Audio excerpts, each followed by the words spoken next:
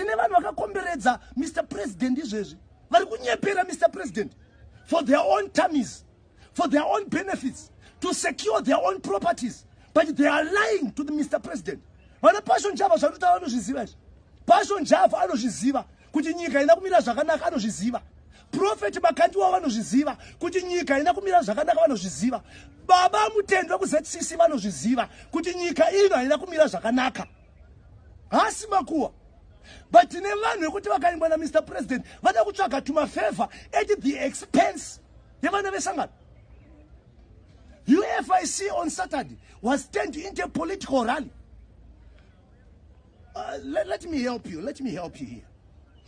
Urikuona here kuti kunyangwe vachamisa vakapinda muchurch havana chinhu chepolitics chavanofana kuadvanza vari muchurch vakamira papodium or paaltar yaMwari. The altar is for salvation, not for advancing political agendas. But you've got some pastors right now vari kuti zvakatoitwa this also are you? Any political figure apinda muchurch mwana wesangano. Any political figure apinda muchurch, angave vidico chairman, angave councillor, angave MP, angave minister, angave president, kana vachinge vauya kuchurch vanotogara pabench vatotinzwa kuti chitoparidzawo isusu.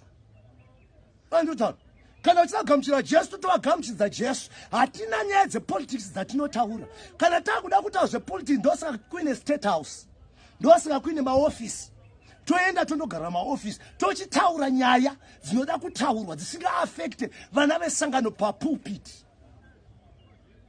This is constructive criticism. Ndiri kutsoropodza zvakaitwa na Prophet Makandiwa. I know kuti I cannot qualify because I'm under these three. It doesn't matter. Tine vanhu vakatanga naMwari zvakanaka. Iwe mugodhi yeukapa wakacherwa, newe dombo yeukapa wakatemwa. God bless you. To me, this is a genuine, powerful message from Bishop Kevin Nyamakanga, and I believe that the men of God need to amplify this and tell the truth as it is.